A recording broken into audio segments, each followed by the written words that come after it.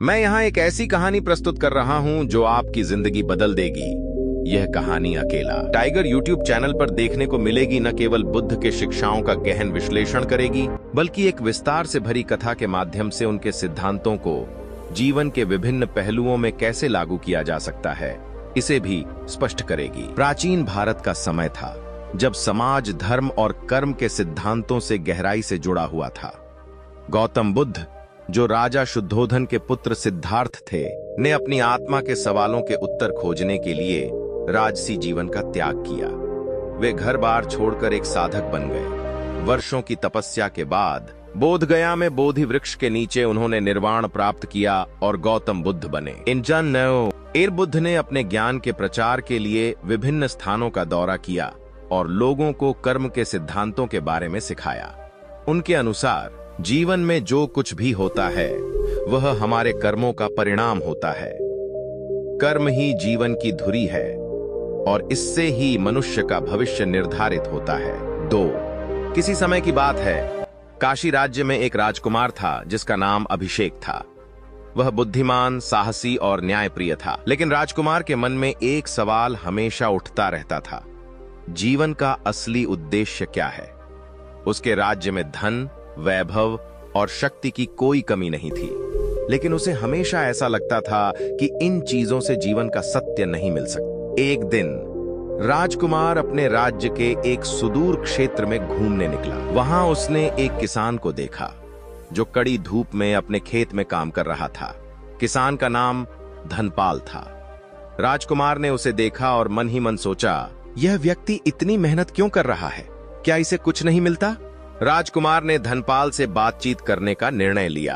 उसने पूछा, तुम इतनी मेहनत क्यों करते हो जबकि तुम्हें इससे कोई बड़ा लाभ नहीं मिलता? धनपाल ने मुस्कुराते हुए उत्तर दिया, राजकुमार, मैं जो करता हूं वह मेरे कर्म हैं और मैं जानता हूं कि जो मैं आज कर रहा हूं उसका परिणाम कल मुझे मिलेगा। चाहे वह अच्छा हो या बुरा, वह मेरे कर्मों का फल होगा। राजकुमार अभिषेक इस उत्तर से प्रभावित हुआ, लेकिन पूरी तरह से संतुष्ट नहीं हुआ। उसने सोचा कि इस सवाल का सही उत्तर केवल गौतम बुद्ध ही दे सकते हैं। राजकुमार अभिषेक ने गौतम बुद्ध से मिलने का निश्चय किया। वह बुद्ध की शिक्षाओं से परिचित था और जानता था कि केवल वे ही उसे जीवन का सही मार्ग दिखा सकते हैं। वह अपने कुछ सहयोगियों के साथ बुद्ध के प्रवास स्थल पर पहुंचा, जहां बुद्ध अपने शिष्यों के साथ ध्यान में लीन थे। राजकुमार ने विनम्रता से बुद्ध का अभिवादन किया और उनसे कहा, भगवान, मैं जीवन के सत्य को जानने के लिए आपके पास आया हूँ। मैंने सुना है कि आप कर्म के सिद्धांत के बारे में सिखाते हैं। कृपया मुझे समझाइए कि कर्म क्या है और यह हमारे जीवन को कैसे प्रभावित करता है। बुद्ध ने शांत भाव से उत्तर दिया, राजकुमार, कर्म एक गहन सिद्धांत है और इसे समझने के लिए तुम्हें धैर्य और समर्पण की आवश्यकता होगी। लेकिन मैं तुम्हें एक कहानी के माध्यम से इसे समझाने का प्रयास करता हूँ। गौतम बुद्ध ने एक कहानी सुनानी शुरू की। किसी समय की बात है, मगध राज्य में एक किसान था जिसका नाम धर्मपाल था। वह अपने कर्मों के लिए प्रसिद्ध था। धर्मपाल का जीवन संघर्षों से भरा था, लेकिन उसने कभी भी अपने कर्मों को नहीं छोड़ा। वह हमेशा अपने कार्यों को ईमानदारी और समर्पण के साथ करता था। धर्मपाल का एक बेटा था जिसका नाम सिद्धार्थ था।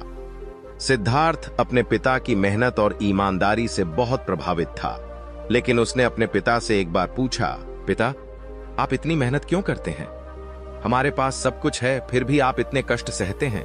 धर्मपाल ने अपने बेटे को उत्तर दिया, बेटा, यह जो तुम आज देख रहे हो, यह मेरे वर्षों की मेहनत और ये कर्मों का फल है। मैं जानता हूँ कि अगर मैं आज अच्छे कर्म करूंगा तो कल तुम्हारे लिए एक अच्छा भविष्य होगा। लेकिन समय के साथ सिद्धार्थ ने अपने पिता के इस सिद्धांत को भुला दिया। उसने आलस्य और आराम की राह पकड़ ली। वह अपने पिता की तरह मेहनत नहीं करता था और अपने कर्मों को टालने लगा। कुछ वर्षों बाद धर्मपाल का स्वास्थ्य बिगड़ गया और वह अपने अंतिम समय की ओर बढ़ने लगा। उसने अपने बेटे को बुलाया और कहा, सिद्धार्थ, तुम्हें अपने कर्मों का महत्व समझना होगा। यदि तुम आलस्य और आराम के कारण अपने कर्मों को नहीं निभाओगे तो तुम्हारा भविष्य अंधकारमय हो जाएगा। धर्मपाल की मृत्यु के बाद सिद्धार्थ ने अपने पिता की बातों को अनसुना कर दिया और आराम की जीवन शैली अपनाई। उसने खेतों में काम करना बंद कर दिया व्यापार में ध्यान नहीं दिया और अपनी जिम्मेदारियों से भागने लगा। परिणाम स्वरूप उसकी संपत्ति घटने लगी, खेत बंजर हो गए और परिवार की स्थिति धीरे धीरे खराब होने लगी। एक दिन सिद्धार्थ को अपनी गलती का एहसास हुआ। उसने अपने पिता की बातें याद की और समझा कि उसके पतन का कारण उसके कर्मों की उपेक्षा थी। उसने अपने जीवन को सुधारने का निर्णय लिया और अपने कर्मों को फिर से शुरू किया। सिद्धार्थ ने कड़ी मेहनत की, खेतों की देखभाल की, व्यापार को पुनर्जीवित किया और अपने परिवार की जिम्मेदारियों को संभालना शुरू किया। धीरे धीरे उसका जीवन फिर कार्य से पटरी पर आने लगा। उसकी मेहनत और समर्पण ने उसे फिर से सफलता दिलाई। सिद्धार्थ ने तब समझा कि कर्म का सिद्धांत कितना किया महत्वपूर्ण है और यह हमारे जीवन को कैसे प्रभावित करता है। गौतम बुद्ध ने कहानी समाप्त की और राजकुमार अभिषेक से कहा, राजकुमार, इस कहानी से तुम्हें क्या सीखने को मिला? अभिषेक ने उत्तर दिया, भगवान, मैंने समझा कि कर्म का सिद्धांत जीवन का एक अटूट नियम है। अगर हम सही कर्म करते हैं तो उसका परिणाम भी सही होता है, और यदि हम अपने कर्मों को टालते हैं या उन्हें गलत दिशा में करते हैं तो उसका परिणाम भी उसी अमानदानीता अनुसार मिलता है। बुद्ध ने सिर हिलाते हुए कहा, तुमने सही समझा। जीवन में जो कुछ भी होता है वह हमारे कर्मों का परिणाम होता है। यदि तुम अपने जीवन में सफलता, शांति और संतुष्टि चाहते हो तो तुम्हें अपने कर्मों को सही दिशा में संचालित करना होगा। यही कर्म का सिद्धांत है और यही जीवन का मार्गदर्शन है। राजकुमार अभिषेक ने गौतम बुद्ध की शिक्षाओं को अपने जीवन में आत्मसात किया। वह अपने राज्य में लौट आया और अपने कर्मों के प्रति और भी अधिक समर्पित हो गया।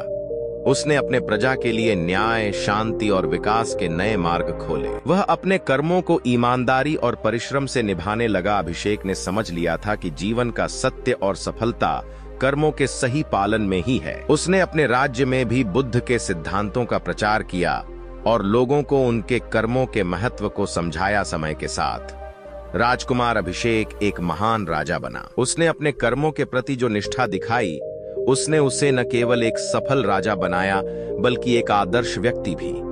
उसके राज्य में शांति और समृद्धि फैल गई और लोग उसे अपने कर्मों के प्रति ईमानदार होने के लिए प्रेरणा के रूप में देखते थे। अभिषेक ने अपने जीवन के अंत में बुद्ध की शिक्षाओं का पालन करते हुए जीवन का त्याग किया और निर्वाण प्राप्त किया। वह समझ चुका था कि जीवन का असली उद्देश्य सही कर्मों का पालन करना है, जो न केवल इस जीवन को सफल बनाता है बल्कि आत्मा को भी मुक्त करता है।